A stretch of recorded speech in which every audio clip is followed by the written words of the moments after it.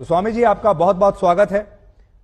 लगातार पूरा देश आपके बारे में बात कर रहा है आजकल। सीताराम, बागेश्वर धाम की जय, सनातन धर्म की जय। और I am not Baba, I am Dhirendra Krishna Shastri ji. तो मैं आपको धीरेन्द्र जी कह के बुला सकता हूँ?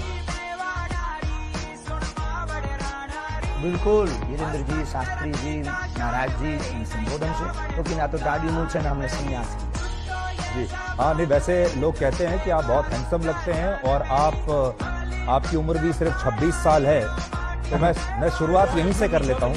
आप सिर्फ 26 साल के 26 साल तो एक ऐसी उम्र होती है जो जिस समय युवा हमारे ये सोच रहे होते हैं कि कौन सा स्मार्टफोन लेना है और कौन सी मोटरसाइकिल खरीदनी है और कहाँ जाकर नौकरी करनी है। और आप 26 साल की उम्र में ही इतने बड़े स्वामी या बाबा कह लीजिए या गुरुदेव कह लीजिए, आपके बहुत सारे नाम हैं, आप यहाँ तक पहुँच गए। तो ये सब हुआ कैसे?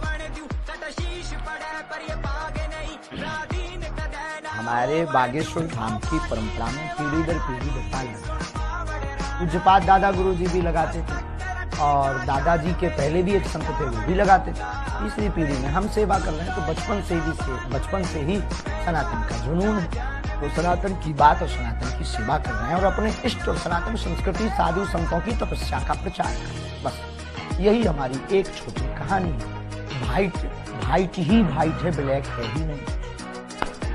लेकिन लोग अब आपकी कहानी में लगातार ब्लैक ढूंढ रहे हैं। मैंने सुना आपने कहा कि मैं और कोई स्पष्टीकरण अब नहीं देना चाहता इसके बारे में। आपको लगातार जो चुनौतियां मिल रही हैं, लेकिन देश आपसे ये जानना चाहता है कि इसमें कितनी इसका आज हमने नेशनल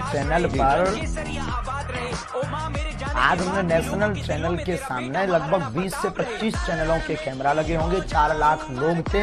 हमने चुनौती दी थी, चुनौती देने वालों को कहा था कि रायपुर हमारी जगह नहीं, छत्तीसगढ़ है, दरबार 20 और 21 को लगना है, किराया हमसे ले लो, जिन जिन को दिक्कत है आकर के देखो। हम कोई दावा नहीं करते, हम कोई ईश्वर नहीं है, अभी हम साधारण इंसान है। गद्दी पर बैठेंगे, जो गुरु प्रेरणा लगेगी हम वो बता देते हैं और बालाजी की कृपा और संतों की तपस्या के प्रभाव से वो बात सत्य निकलती है। और सत्य को कितनी भी कसौटी पर कसा जाए, कितनी न्यूज चैनलों ने एक्सपोज नहीं किया, कितने लोगों ने नहीं किया, आज तक बाल टेढ़ा कर पाए, क्योंकि तो हनुमान जी की कृपा और हनुमान जी के नाम का प्रचार।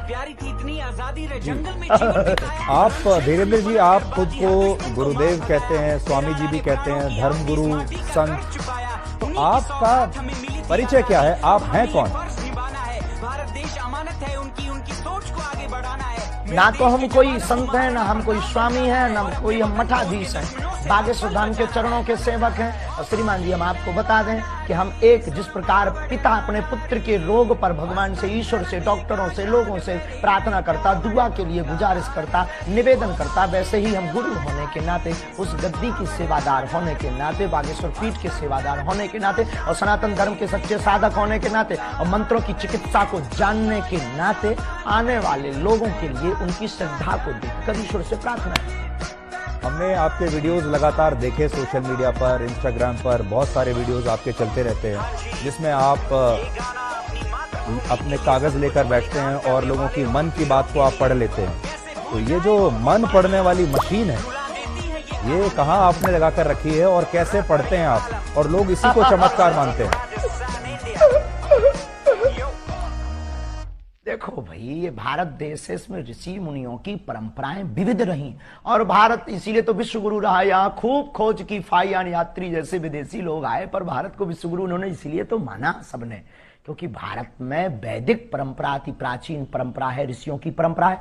और हमारे पास कोई मशीन नहीं है, ना हम कोई मन पढ़ने वाले माइंड रीडर हैं। हम तो अपने इष्ट के सेवक हैं और अपने शास्त्रों के सच्चे साधक हैं। उनके आधार पर जो हमें गुरुजी ने प्रेरणा दी, जो हमें इष्ट प्रेरणा देते हैं, हम वो लिख देते हैं। सच निकले या झूठ, वो व्यक्ति की श्रद्धा और बालाजी की कृपा।